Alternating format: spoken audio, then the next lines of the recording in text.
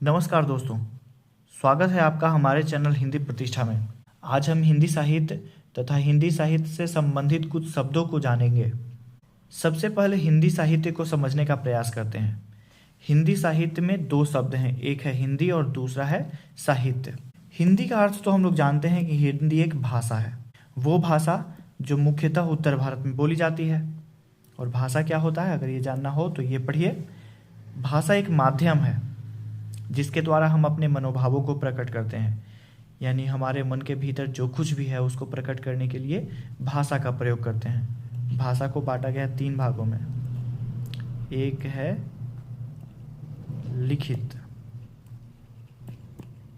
दूसरा है मौखिक और तीसरा है सांकेतिक। अब दूसरा शब्द है साहित्य। साहित्य का क्या अर्थ है? तो साहित्य जो है वो किसी भी भाषा में लिखी गई वो चीजें जिससे समाज का हित हो। स प्लस हित से मिलकर के बना है साहित्य। स मतलब सामाजिक और हित मतलब फायदा। किसी भी भाषा में लिखा गया वो चीज जिसे पढ़ करके समाज का भलाई होता है, हित होता है, हित मतलब भलाई, तो उसे साहित्य कहते हैं। अर्थात हिंदी में लिखी गई वे चीज़ें जिससे लोगों को पढ़ करके उनके जीवन में कुछ भलाई हो, कुछ फायदा हो, उसे हिंदी साहित्य कहते हैं। क्लास 10th और 12th में हिंदी साहित्य से 12-12 चैप्टर पढ़ने हैं, इसीलिए हिंदी साहित्य को समझना बहुत ज़रूरी है। हिंदी साहित्य के दो भाग हैं, एक गद्य है तथा दूसरा काव्य है। सीनियर क्लासेस में जाएंगे तो आपको एक और खंड पढ़ना है जिसको बोलते हैं चंपू काव्य। चंपू काव्य का मतलब होता है गद्य और काव्य दोनों आपस में मिल जाते हैं तो वो कहलाता है चंपू काव्य। फिलहाल आपको गद्य पढ़ने हैं और दूसरा काव्य पढ़ने हैं। तो गद्य और काव्य में क्या डिफरेंसेस होते हैं उसको समझिए। गद्य हिंदी साहित्य का वह भाग जिसमें व्याकरण के नियमों का सही सही प्रयोग हो, यानी आपने जो भी कारक, काल, क्रिया, विशेषण, संज्ञा सब पढ़े हैं उन सब का एकदम सही सही अगर इस्तेमाल किया जा रहा है तो समझिएगा कि वो गद्य है। लेकिन वहीं काव्य में क्या होता है? हिंदी साहित्य का वह भाग जिसमें व्याकरण के नियमों का उल्लंघन होता है, यानी ये व्याकरण के नियमों को मानेगा नहीं। व्याकरण के नियम को माने गद्य कहलाएगा, व्याकरण के नियम को ना माने काव्य कहलाएगा। गद्य यहाँ आपके दिगंत भाग 2 से एक कविता लिया गया है जिसका शीर्षक है उषा। प्रातः नभ था बहुत नीला, शंख जैसे भोर का नभ, राख से लिपा चौका। ये एक छोटा सा पैराग्राफ है। आप इसमें देखेंगे कि व्याकरण के नियमों का इस्तेमाल हुआ ही नहीं है।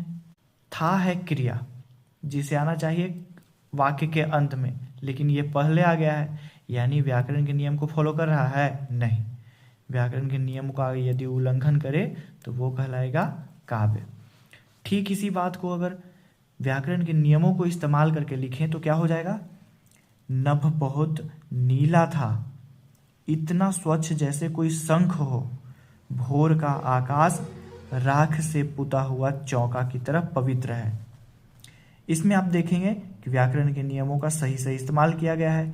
जहाँ पे सब्जेक्ट यानी जहाँ पे कर्ता होना चाहिए वहाँ कर्ता है, जहाँ पे कर्ता का चिन्ह होना चाहिए वहाँ पे कर्ता के चिन्ह है, जहाँ पे क्रिया को होना चाहिए क्रिया वहीं पर है, इसलिए ये एक गद्य का हिस्सा है।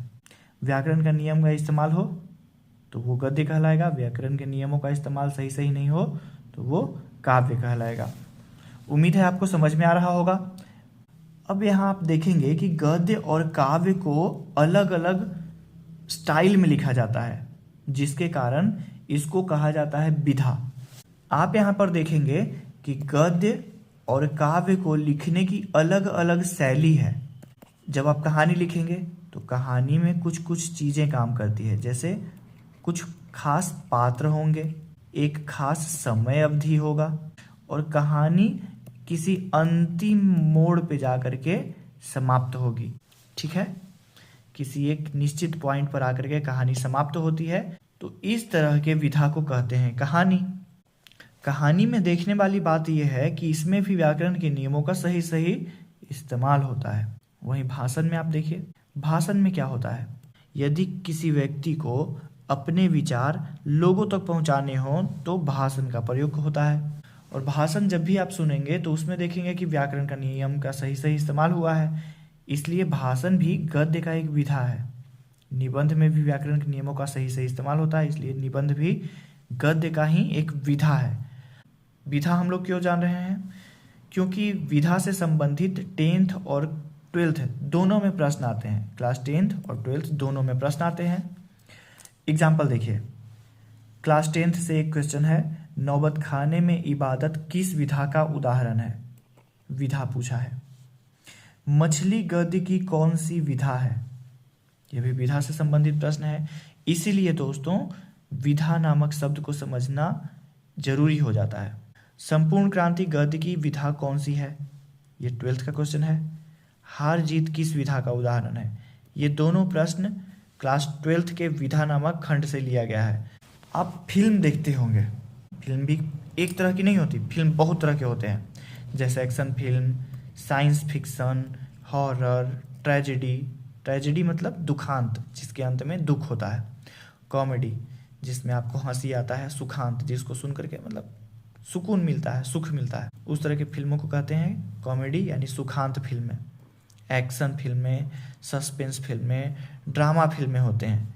यानी फिल्मों को कई खंड में कई तरह से तैयार किया जाता है। केवल फिल्म बोल देने से फिल्म किस तरह का है नहीं पता चलता है। ठीक उसी प्रकार से केवल गद्य कह देने से गद्य किस प्रकार का है वो नहीं पता चलता।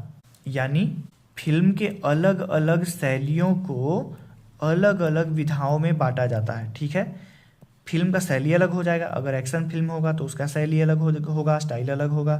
साइंस फिक्शन फिल्मों का स्टाइल अलग हो जाता है, हॉरर फिल्मों का भी स्टाइल यानी शैली अलग हो जाता है। अगर ये बात समझ में आपको आ गई है तो विधा भी समझते देर ना लगेगी। अब विधा समझिए, गद्य तथा काव्य के लिखने की अलग अलग शैलियों को विधा कहा जाता है। गद्य में कहानी भी लिखे जाते हैं, भाषण भी लिखे जाते हैं, निबंध भी लिखे जाते हैं, व्यक्ति चित्र भी लिखे जाते हैं, साक्षात्कार भी लिखे जाते हैं और शिक्षा शास्त्र भी लिखे जाते हैं। तो गद्य के ये सब लिखने की अलग अलग स्टाइल है, अलग अलग शैली है, इसीलिए ये गद्य की विधाएं हैं। ठीक उसी प्रकार काव्य क्या है, जिसमें व्याकरण के नियमों का उल्लंघन हो, और व्याकरण के नियमों को उल्लंघन करके कई सारे चीज़ें लिखी जाती है, जैसे कि कविता, दोहा, शायरी, छंद, गीत, सवैया, दोहा, सोरठा, रोल्ला, ये सब काव्य की विधाएं हैं।